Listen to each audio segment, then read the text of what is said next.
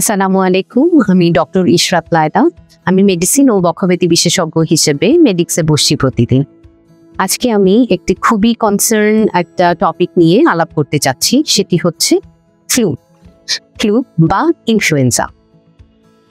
সাধারণত আমরা কিছু সিমটমস নিয়ে ফ্লু প্রেজেন্ট হয় আমরা দেখি, যেমন পেশেন্ট আসতে পারে হঠাৎ করে জ্বর হওয়া, সাথে মাথা ব্যথা, গলা ব্যথা, খুসখুসে কাশি, গা হাত পা ব্যথা, এ ধরনের সমস্যাগুলো নিয়ে আমাদের কাছে পেশেন্ট প্রেজেন্ট করেন। তো এই ফ্লু আসলে কতটা সিরিয়াস বা কখন আমাদের সচেতন হতে হবে, কখনই বা ডক্টরের কাছে যেতে হবে? আমি সাজেস্ট করব যে ফ্লুর মতো যদি ফিল হয়, যদি জ্বর থাকে, তাহলে ডক্টরের সাথে একটু পরামর্শ করে নেবেন। তার কারণ এখন এই ইনফ্লুয়েঞ্জা সাধারণত ভাইরাস, যেগুলো ইনফ্লুয়েঞ্জা এ অ্যান্ড বি, এগুলো দিয়ে ফ্লুটা হয়ে থাকে। তো এইগুলোর টেস্ট কিন্তু অ্যাভেলেবেল আছে, সবখানেই আপনারা এসে করতে পারবেন, আমাদের এখানেও করতে পারবেন। আর প্রথম কথা, ডায়াগনোসিস হওয়ার পরে কিছু চিকিৎসাও আছে, অ্যান্টিভাইরাল, ট্যামিফ্লু বা ওসেলটামাভির যেই ওষুধটা, এই ধরনের ওষুধ ডক্টররা দিয়ে থাকেন, এবং তাতে হয় কি ফ্লুয়ের যে ডিউরেশনটা সেটাও কমে যায় এবং সিভিয়ারিটিটাও আর হয় না, এবং কমপ্লিকেশনের দিকেও পেশেন্ট আর যায় না।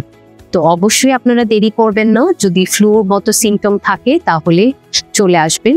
হ্যাঁ, তবে কমপ্লিকেশনস কি কি হতে পারে সেটা নিয়েও আমি একটু আলোকপাত করতে চাই। ফ্লু অনেক সময় ন্যাচারালিও হিল হয়ে যায়, 7 থেকে 10 দিন ঠান্ডা কাশিতে ভুগে মানুষ ভালো হয়ে যেতে পারে, এটা খুবই কমন, এটা যে হয় না তা না।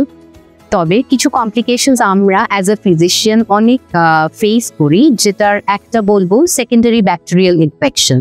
প্রথমে ভাইরাস দিয়ে শুরু হলেও পরবর্তীতে পেশেন্টের দেখা যায় যে কাশিটা একটু কফ বের হচ্ছে, ইয়েলো কালার হয়ে যাচ্ছে, এবং এই ধরনের পেশেন্ট প্রচুর আমাদের কাছে আসেন, এবং তখন হয়তো অ্যান্টিব্যাকটেরিয়ালও লাগে। ডক্টররা তখন বিবেচনা করে সেভাবে ট্রিটমেন্ট করেন। এই গেল।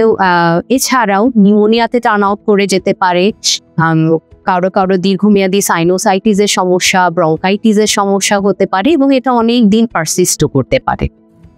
কারা বেশি রিস্কে থাকবেন?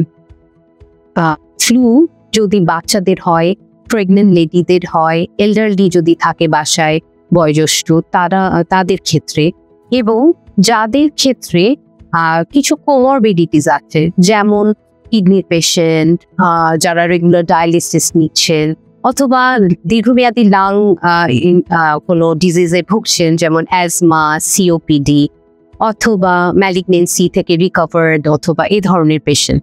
তো আসলে আমি আশা করব যে ফ্লুকে এত সিম্পল ভাবে না নিয়ে অবশ্যই আপনি একজন বিশেষজ্ঞ ডক্টরের সাথে আলোচনা করে নেন, এবং এভাবেই সকলেই সুস্থ থাকুন সেই আশা করছি। ধন্যবাদ।